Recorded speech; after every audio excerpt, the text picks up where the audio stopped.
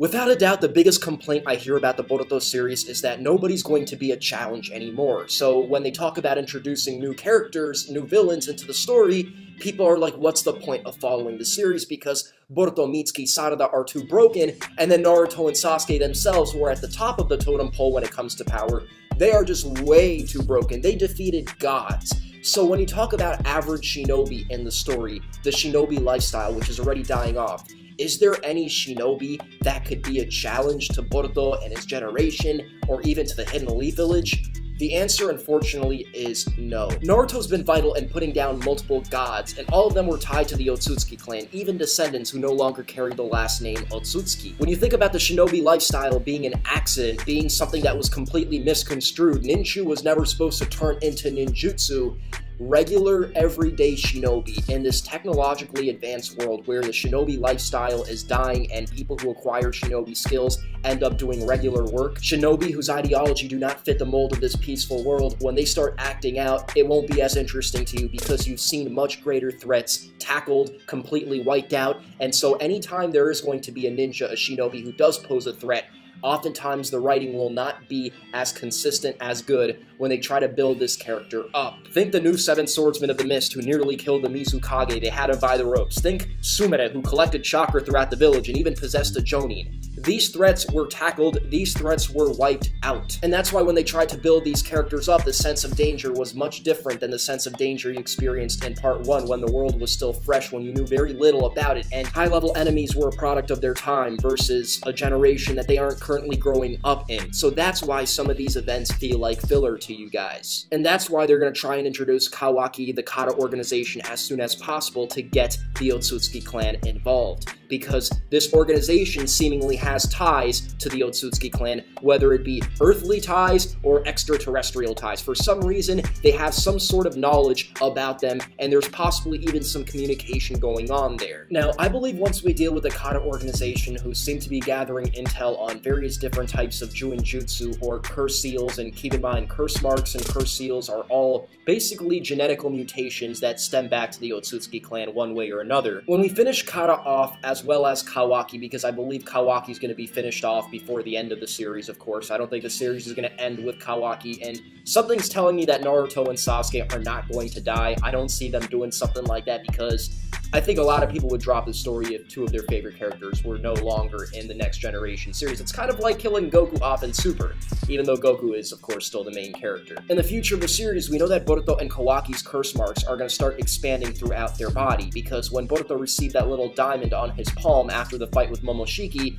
he didn't have those marks, but we assume it all stems from that little diamond. So it's going to keep expanding, it's going to keep increasing in size. And when you couple that in with the fact that Momoshiki froze time after his defeat, telling Boruto right as he received this mark that once someone defeats a god, like an Otsutsuki clan member, they cease to be a normal person. Yeah, I think that the Kata organization, the end of them, is going to bring us into a new arc with the Otsutsuki clan. It only makes sense because for some reason Kata has some kind of connection with them, some kind of communication going on, because they seem to be interested in that specific curse mark that Boruto received after defeating an Otsutsuki clan member. And it's safe to say, I'm guessing Kawaki also defeated a god or an Otsutsuki clan member.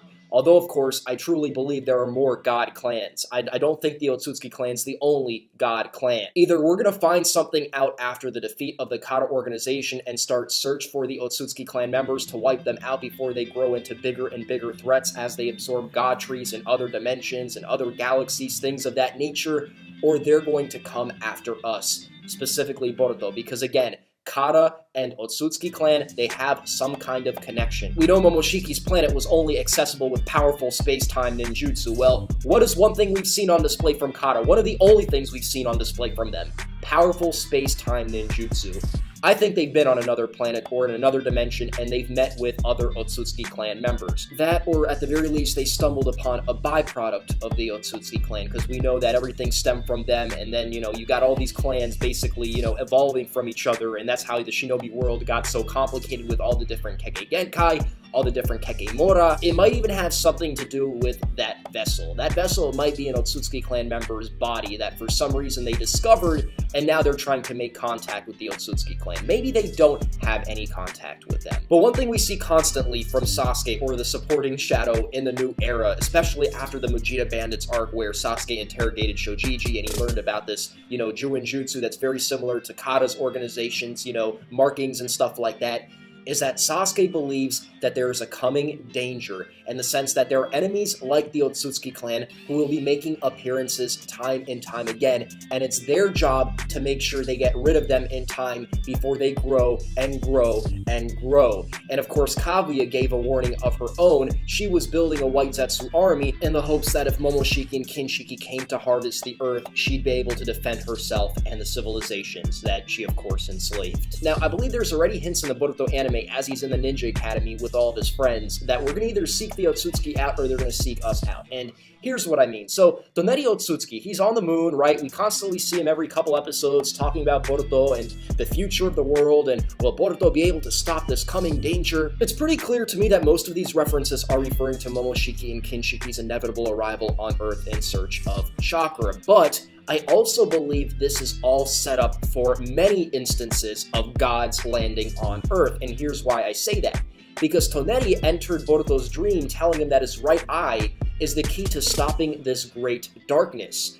But in the Versus Momoshiki arc, Boruto did not use his right eye to stop Momoshiki. In fact, it was Naruto and Sasuke who did the majority of the work, and Boruto came in with the Rasengan at the end. It could end up being an inconsistency where they didn't think things through and plan things out. I mean, Kishimoto himself admitted, like, yo, I forgot to give Boruto the Byakugan, and that's why Boruto might have a unique dojutsu, because, Kishimoto forgot to give him the same eye that he gave his sister. But at the same time, I have a little bit more faith in Kishimoto, and I actually think that many gods will be landing on Earth, and it will be up to Boruto when his eye, develops and he actually gets a mastery of this dojutsu, then he'll actually challenge a god, one of the Otsutsuki clan members, or another god from another god clan.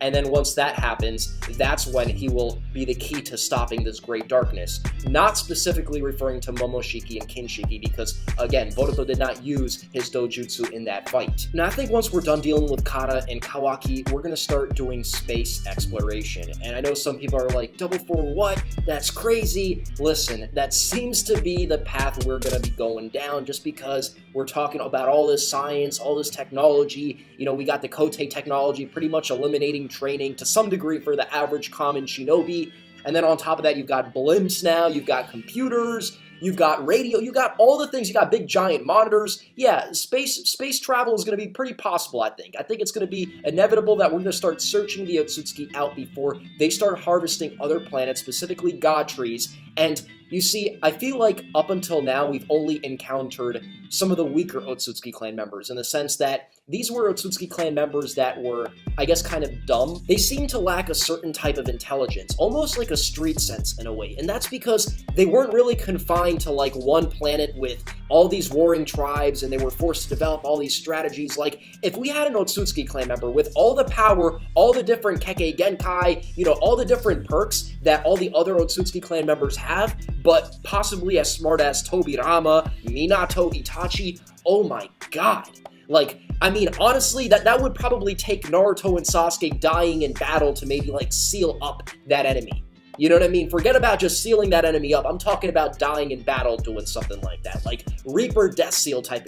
To me, Toneri Otsutsuki came off as just simply, like, sexually frustrated. Momoshiki came off as extremely robotic to me. Like, no complexity of thought whatsoever, no backup plans. Kaguya just came off bitter to me. So if you actually had an intelligent Otsutsuki clan member with power on the power level of those guys, I mean, it would be disastrous for our side. Someone with their power, but actually disciplined and manipulative. I mean, I think that we're going to see someone crazy in the future of the Boruto story, and it's going to be the job of Boruto, Mitsuki, Sarada, as they grow and get more powerful, to defeat them, to stop this darkness. And I think that's when people are going to start loving the Boruto series, because there's no going back. The shinobi lifestyle is dead. Now, getting into theory territory, this clan that possesses the Byakugan, Tenseigan, Sharingan, Rinnegan, Wood Release, amongst other very powerful abilities, they can't be the only clan, only alien clan, only extraterrestrial clan with these powerful abilities, and let me tell you why. So, Naruto took a very scientific approach to explain how ninjutsu, how chakra came about, and how all of this variety